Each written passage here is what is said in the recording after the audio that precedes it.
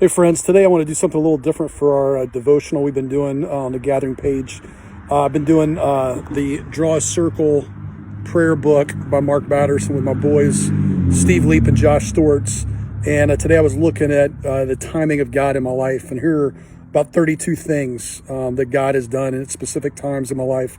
One was Kara, just kind of our initial connection and where it was a little bumpy and we didn't really click. And then his timing in that process with her. The timing of me meeting Doug Harris, and it was the day we first met was the day that Michael Jordan hit that shot that was shown last night on Last Dance against Craig Elo and the Cavs, but that day changed my life forever, and not because of the Bulls' victory. I fought full-time ministry for 7 years. 7 years the Lord dealt with me about full-time ministry, and I finally submitted and surrendered, and I feel like that process even better prepared me for where I am today. You know, as my life as an adult was getting going, I was not really ready for the right woman to come along. And when I met Kara right before that, a woman who I had a really good friendship with, that I still praise God today, that we just had a great friendship that God used to shape that time with Kara, was Christy Rastatter. She was a great friend to me. Bill Brown, and the timing of meeting him, president of Cedarville, it was the second time, I think, or third time we had met, and he was just ready to jump into ministry in the greater community. Landon Wade, great friend, my buddy Todd Roberts introduced us, and kind of the right time, right place, me and him meeting set us on a whole different course together. Seventh, John Beckett, the timing of me meeting him, I had to miss a lunch at Cedarville with Bill Brown and John Landis and Mike McDormand and Tom Rue, but that set the stage for me and John Beckett to end up meeting later, and then we've been connecting for well over a decade, once or twice a year. I think the timing of God putting me at Northwestern, starting Young Life there, was incredible. There was a great group of Christian kids that were loving the Lord, and they weren't overly excited about me and Young Life being there, but the relationships I built and connections and kind of going through that initial challenge of right leaders with me and then leadership there, God's timing, I think, was in that. 2 years with the Gathering of the Miami Valley of just really kind of praying through and processing what God was doing that led to the Gathering. Me and Burt Barnes and Wally Martinson and John Markman met regularly for about almost 2 years, and then God opened up the doors for that.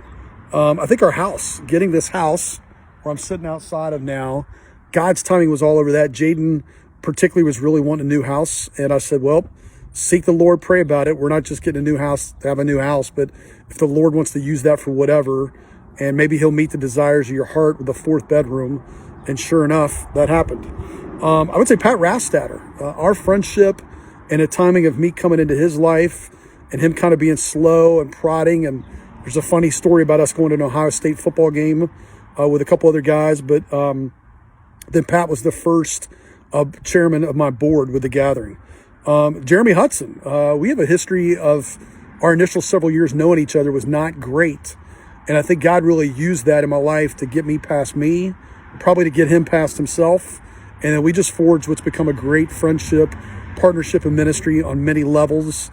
I can't imagine the Gathering today without Jeremy Hudson. I can't imagine my life without Jeremy Hudson. Ron Shoemaker introducing me and Steve Leap. That was like a mass explosion and a bomb going off. But just that lunch series where Steve and I met, who knew where that would go, and I'm grateful to Ron Shoemaker and making that connection. Scott Green, he could tell you a lot about that. He lives that way, 2 doors down, but our relationship, kind of some tough road early on, and where we kind of knew how to push each other's buttons, but as he has told people, we've gotten really close this summer and through this coronavirus season, and just moving into my old house, kind of crazy how that works. Again, when my friend Rex Brooking took over Chick-fil-A in Beaver Creek, I had just started building a great relationship with Jason Ramsey, who ran those 2 stores, and I was devastated that he was leaving based on our friendship, and I thought, well, the next guy will never be like this. And then Rex and I built a great friendship, and he's very involved in the Beaver Creek part of the Gathering, and just great love and fondness for him.